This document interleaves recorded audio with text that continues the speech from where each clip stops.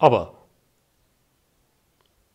हामी अरू त्यसपछिका यात्राहरूको चर्चा गर्नेछौँ।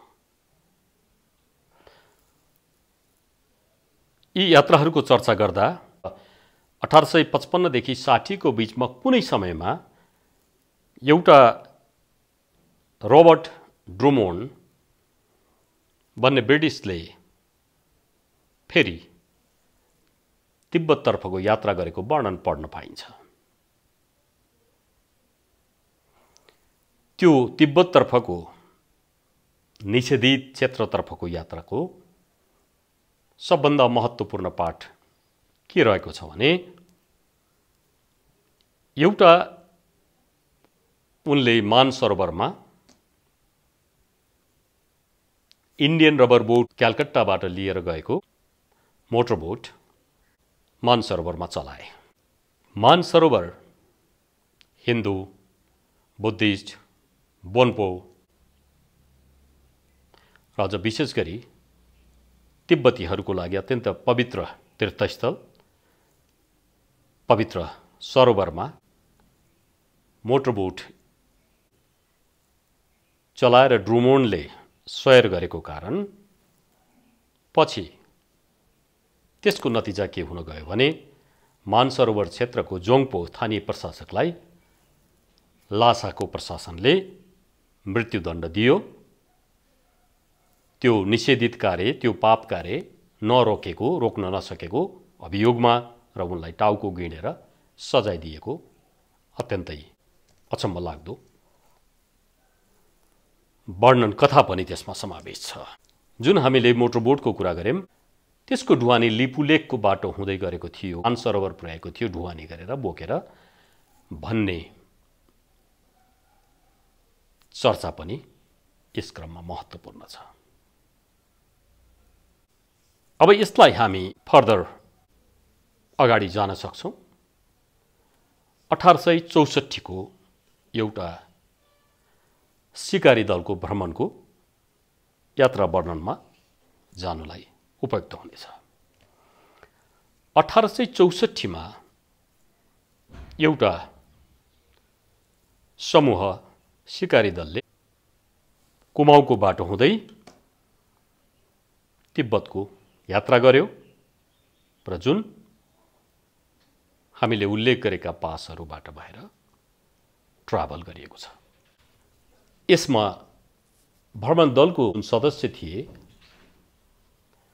त्यसमा वेवर नाम गरेको एकजना ब्रिटिसर छन् जो त्यति बेला गोरखपुर प्रदेश फरेस्टको रेन्जरको पदमा कार्यरत थिए। त्यस्तै रोबर्ट ड्रुमोन्ड इन्डियन सेन्ट्रल सर्भिसको ब्रिटिसर थिए र जो पहिले उत्तर प्रदेशमा पर्ने बरेलीको कमिश्नरको रूपमा काम गरिसकेको व्यक्ति। लेफ्टिनेन्ट स्मिथ नाम गरेको ब्रिटिस जो स्कुल इन्सपेक्टरको रूपमा जिम्मेवारीमा थिए। यिनीहरूको सिकारी समूहले कुमाऊ हुँदै तिङ्कर नाका पास गरेर मानसरोवर कैलाश क्षेत्रमा भ्रमण गरेको कुरा उल्लेख छ। तिब्बत प्रवेश गर्नेको लागि सामान्यतः प्रयोग हुने गरेका पश्चिमी क्षेत्रबाट प्रयोग हुने लिम्पियाधुरा, लिपुलेक पास र तिङ्कर पास, तीनवटै पासहरू प्रतिबन्धित तिब्बततर्फ जानको लागि ब्रिटिस सरकारको अधिकारीहरू पटक पटक एक्सप्लोर गरेको, प्रयोग गरेको देखिन्छ। र यो सिकारी दल जुन भनिएको थियो यो अत्यन्तै सुदृढ हिसाबले त्यसतर्फ यात्रा गरेको वर्णनमा उल्लेख छ। 60 जना भोटिया वरियाहरू, दर्जनौं याक, घोडा, बन्दुकहरू र गोलीगट्ठा सहित यात्रा गरेको यो ब्रिटिसहरूको समूह को संरचना, ढाँचा, क्षमता हेर्दा करिब करिब यिनीहरू प्राइभेट आर्मीको क्षमतामा थिए। र अघि नै उल्लेख गरेँ मैले, यिनीहरूले कुमाउँको बाटो तिङ्कर पास गरेर ताक्लाकोटमा पुगे र ताक्लाकोटमा स्थानीय तिब्बतीयन लडाकाहरूसँग करिब लडाईँको स्थितिमा पुगे। तर पछि उनीहरूले रोकेपछि त्यहाँ निकै जटिल स्थिति उत्पन्न भयो र पछि त्यसलाई कुनै प्रकारले उनीहरूले समाधान गरे र स्थानीय जोङ्पो अथवा स्थानीय प्रशासकलाई र उनका अन्य जोङ्पोका सरकारी अधिकारीहरूलाई वेबरको टोलीले व्हिस्की पिलाए, उपहार पनि दिए र त्यसपछि उनीहरूको यात्रा त्यस क्षेत्रको लागि सहज हुन गयो। इन्ट्रेस्टिङ कुरा पनि त्यहाँ उल्लेख छ। यसमा अर्को एउटा महत्त्वपूर्ण कुरा के छ भने रोबर्ट ड्रुमोन्ड, जसले मोटरबोट लिपुलेकको बाटो केही पहिले मानसरोवरमा पुर्याएर चलाएका थिए, जसको कारणले जोङ्पोको टाउको काटियो। उनी पनि यस भ्रमण दलमा समावेश थिए र त्यति बेला यिनीहरू मध्येकै नातापाता त्यति बेलाको डेपुटी गभर्नर जनरल, जसले उत्तरी भूभागको जिम्मेवारीमा रहन्थ्यो, उनीहरूको भाइ भतिजाहरू पनि पर्दथे भन्ने कुरा यात्रा वर्णनले उल्लेख गर्छ। र यो सिकारी दलको समूहले गुर्ला मान्दताको उत्तर पूर्वी पाखामा शिकार खेलेको, जङ्गली जोप्के, याक र मृगहरू मारेको कुरा पनि उल्लेख गरिएको छ। पछि यिनीहरूको समूह हाई पास हुँदै दक्षिणतर्फ फर्कियो भनेर उल्लेख गरिएको छ। तर त्यो हाई पास लिम्पियाधुरा थियो या लिम्पियाधुराभन्दा पश्चिम नीति पास थियो वा उन्टाधुराको पास थियो भन्ने कुरामा चाहिँ उल्लेख भएको देखिँदैन।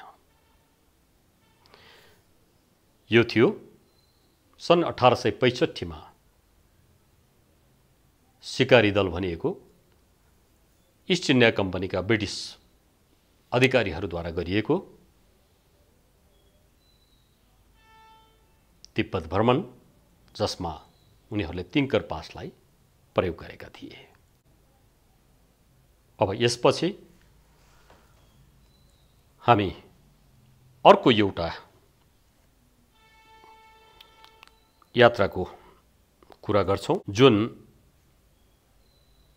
त्यसको लगत्तै 1865 को जुन जुलाईमा क्याप्टेन स्मिथ र ह्यारिसन नामक दुईजना ब्रिटिसहरूले नैनीतालबाट गरेका थिए। उनीहरूले गरेको यात्रामा सम्भवतः हात्ती पर्वतको बाटो हेमकुण्ड हुँदै गरिएको अनुमान गर्न सकिन्छ, किनकि साहिब गुरुद्वारा भएको ठाउँमा यिनीहरूको भेटघाट तातारीहरूसँग भयो र तातारीहरूले उनीहरूलाई इन्टरसेप्ट गरेर रोक्न खोजे, तर कुनै प्रकारले उनीहरूलाई झुक्क्याएर तिब्बत प्रवेश गर्न सफल भए र यिनीहरू कैलाश पर्वतको क्षेत्र आधार बस्ती, जहाँबाट कैलाश पर्वतको पैदल यात्रा सुरु हुन्छ, धारचेनमा पुगेर त्यहाँको लामालाई भेटे। लामालाई उनीहरूले एयरगन र ब्रान्डी उपहार दिए भन्ने कुरा यात्रा वर्णनमा उल्लेख गरिएको छ। यी दुवैजना पनि शिकारको लागि गएको हुनाले लामाले खटाइदिएको गाइडसँगै उनीहरूले शिकार खेलेको वर्णन उल्लेख छ र ठुलो कालो बुवासो मारेको वर्णन पनि गरेका छन्। र त्यसपछि यिनीहरूले आफूलाई सतलज नदीको मुहान खोज्न हिँडेको बताउँदै त्यसतर्फ लागे र पछि फर्किए। र यात्रा वर्णनको क्रममा के देखिन्छ भने क्याप्टन स्मिथ र ह्यारिसनले सतलज नदीको मुहान खोजेको कुरालाई royal geographic society of London मा प्रस्तुत गरेको आफ्नो सतलजको मुहान सम्बन्धी भ्रमणलाई डाक्टर थम्सनको अगाडि प्रस्तुत गरेको विवरण पाइन्छ। उक्त संक्षिप्त विवरणमा के भनिएको छ भने स्मिथ र ह्यारिसनले सतलज नदीको मुहानको सम्बन्धमा जुन कुरा प्रस्तुत गरे त्यो कुरालाई रोयल जियोग्राफिक सोसाइटीका डाक्टर थम्सनले आउटराइटली डिनाइ गरे र उनले के भने तिमीहरूको यो खोज तथ्यमूलक होइन, बरु सतलजको मुहानको सम्बन्धमा लप्टन स्ट्राची र उनका भाइ रिचर्ड स्ट्राचीको जुन फाइन्डिङ्स छ, जुन एक्सप्लोर छ, त्यसमाथि रोयल जियोग्राफिक सोसाइटी इन्डोर्स गर्दछ भनेर जवाफ दिएको प्रसङ्ग उल्लेख छ र उनीहरू सतलजको मुहान खोज्नमा त्यति गम्भीर थिएनन् भन्ने कुरा पनि बताइन्छ। विश्लेषण गर्दा हामीले के पाउँछौँ भने इस्ट इन्डिया कम्पनीमा कार्यरत ब्रिटिसहरूले गरेका कुनै पनि एक्सप्लोर मिसनहरूको जियोग्राफिक फिचरहरूको र प्रायजसो सतलज नदीको मुहान खोज्ने क्रममा, किनकि सतलज नदी मानसरोवर वा राक्षस तालबाट निस्केको छ भन्ने जुन थ्योरी थियो त्यो थ्योरीलाई हो होइन यकिन गर्नलाई जाने जुन मिसनहरू छ उनीहरूको सबै प्रकारको प्रतिवेदनहरू फाइन्डिङ्सहरू रोयल जियोग्राफिक सोसाइटीमा हुने गर्दथ्यो भन्ने कुराको पनि यसले प्रमाण पुग्दछ। त यसो भन्दै गर्दा तिब्बततर्फ पेनेट्रेट गर्ने रुट मार्ग पास भन्ज्याङको अत्यन्तै ठुलो तादादमा इस्ट इन्डिया कम्पनीको व्यक्तिहरू विभिन्न हिसाबले संलग्न थिए भन्ने कुरालाई फेरि एकपटक पुष्टि गर्दछ। जुन 1815 मा इस्ट इन्डिया कम्पनीको मेन अब्जेक्टिभ हिमालय पार तातारहरूसँग व्यापार विस्तार गर्नेलाई रिटेन गर्ने अथवा त्यसलाई मद्दत पुर्याउने प्रकृतिको हो भन्दा विश्लेषण सही ठाउँमा रहन्छ भन्ने मलाई लाग्दछ।